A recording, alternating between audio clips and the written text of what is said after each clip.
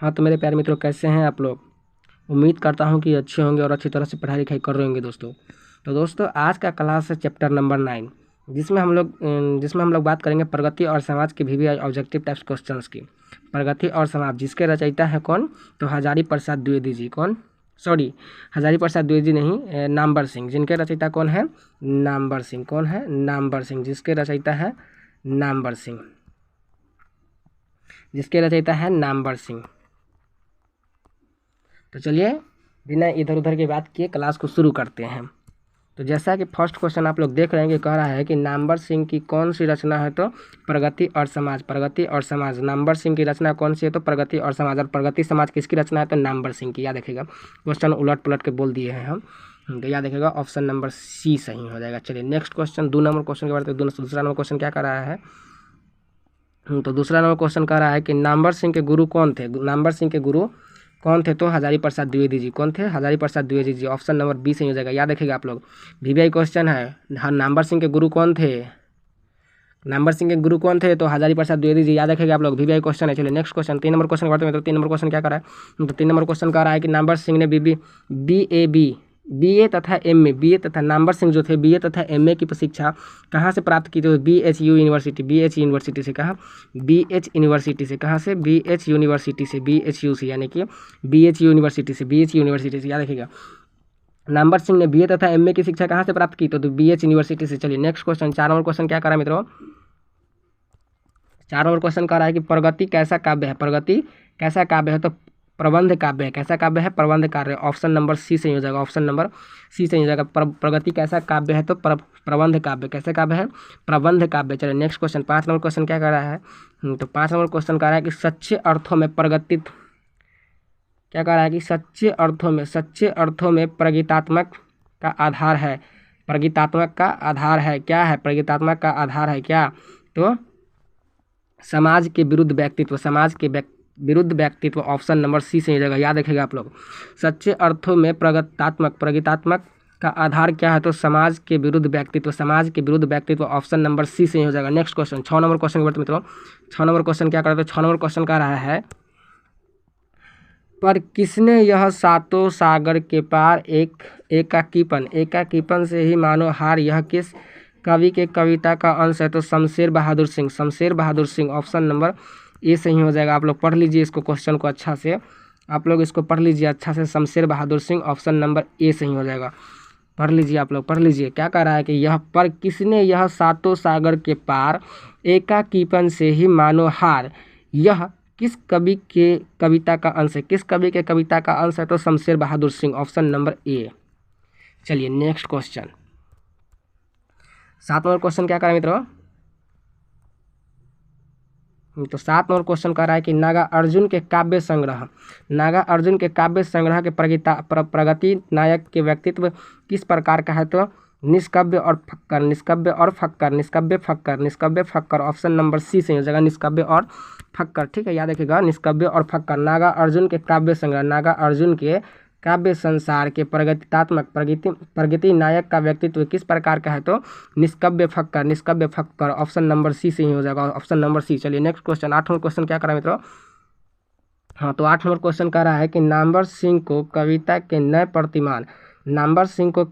नए प्रतिमान पर साहित्यिक अकादमी पुरस्कार कब मिला था, तो 1971 में। कब मिला था, तो 1971 में। कब, 1971 में। ऑप्शन नंबर बी सही हो जाएगा। याद रखिएगा आप लोग, ऑप्शन नंबर बी सही हो जाएगा। नामवर सिंह को कविता के नए प्रतिमान पर साहित्यिक अकादमी पुरस्कार कब मिला था, तो 1971। ऑप्शन नंबर बी, 1971 में। चलिए नेक्स्ट क्वेश्चन, 9 नंबर क्वेश्चन क्या करा मित्रों, तो 9 नंबर क्वेश्चन कर रहा है कि तन गई रीढ़ किसकी कविता है, तो नागार्जुन की। तन गई रीढ़ किसकी कविता है, Nagarjun. Option number C, VVI question है, याद रखेगा।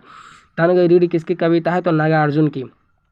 किसकी, नागार्जुन की। चलिए नेक्स्ट क्वेश्चन, 10 नंबर क्वेश्चन क्या करा है मित्रों, तो 10 नंबर क्वेश्चन कह रहा है कि दुनिया के हाथों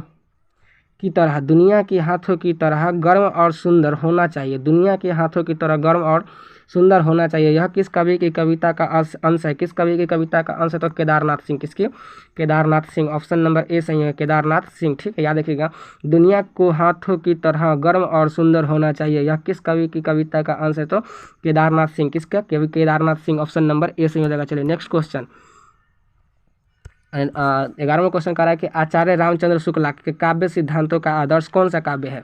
आचार्य रामचंद्र शुक्ला के काव्य सिद्धांत का आधार कौन सा काव्य है, तो प्रबंध काव्य ऑप्शन नंबर सी सही हो जाएगा। याद रखिएगा आप लोग, प्रबंध काव्य, ठीक है। आचार्य रामचंद्र शुक्ला के काव्य के सिद्धांतों का आदर्श कौन सा काव्य है, तो प्रबंध काव्य, याद रखिएगा आप लोग। चलिए नेक्स्ट क्वेश्चन देखते हैं। हाँ, तो नेक्स्ट क्वेश्चन कह रहा है कि सहर्ष स्वीकारा है कविता के रचयिता कौन है, तो मुक्तिबोध। कौन है, मुक्तिबोध। याद रखिएगा आप लोग, मुक्तिबोध, याद रखिएगा मुक्तिबोध। ऑप्शन नंबर बी सही हो जाएगा, मुक्तिबोध, ठीक है। सहर्ष स्वीकारा है कविता के रचयिता कौन है, तो मुक्तिबोध। ऑप्शन नंबर बी सही हो जाएगा, ऑप्शन नंबर बी सही हो जाएगा, मुक्तिबोध। चलिए नेक्स्ट क्वेश्चन, 13वां क्वेश्चन क्या कर रहा है मित्रों, तो 13वां क्वेश्चन कह रहा है कि नामवर सिंह 1970 में किस विश्वविद्यालय में हिंदी विभाग के अध्यक्ष पद पर प्रोफेसर के रूप में नियुक्त हुए थे, तो जोधपुर विश्वविद्यालय। किस विश्वविद्यालय में, जोधपुर विश्वविद्यालय में। आप लोग देख लीजिए, क्वेश्चन पढ़ लीजिए आप लोग अच्छी तरह से, क्वेश्चन पढ़ लीजिए।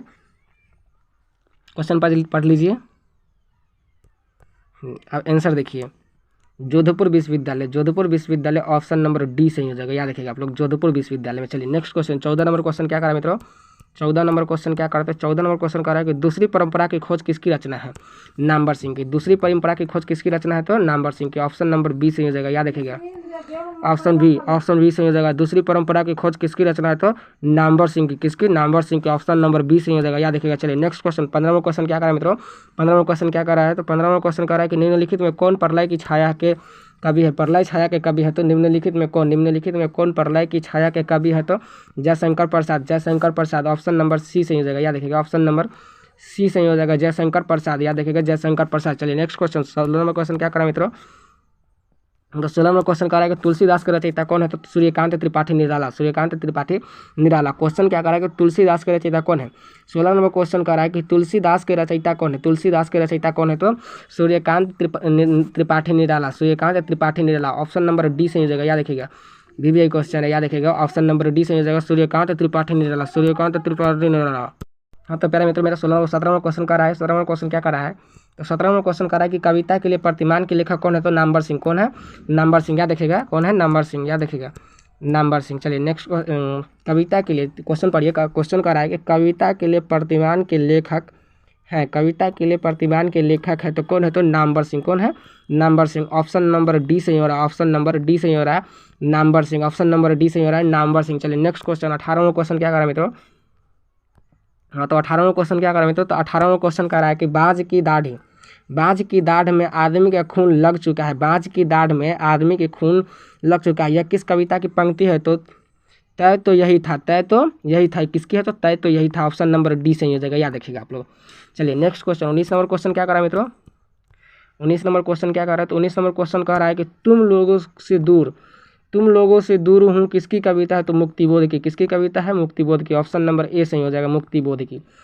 तुम लोगों से दूर हूँ किसकी कविता है, तो मुक्तिबोध की। चलिए नेक्स्ट क्वेश्चन, 20 नंबर क्वेश्चन क्या करा मित्रों, 20 नंबर क्वेश्चन क्या करा, तो 20 नंबर क्वेश्चन भी है, याद रखिएगा आप लोग। कह रहा है कि नामवर सिंह का जन्म कब हुआ था, तो 28 जुलाई 1927 को। कब, 28 जुलाई 1927 को। ऑप्शन नंबर ए सही हो जाएगा, याद रखिएगा आप लोग, ऑप्शन नंबर ए सही हो जाएगा। चलिए नेक्स्ट क्वेश्चन, 21 नंबर क्वेश्चन क्या करा मित्रों, 21 नंबर क्वेश्चन क्या करा है, तो 21 नंबर क्वेश्चन कह रहा है कि कौन सी पुस्तक नामवर सिंह की है, वो नामवर सिंह की है, तो पृथ्वीराज रासो की भाषा।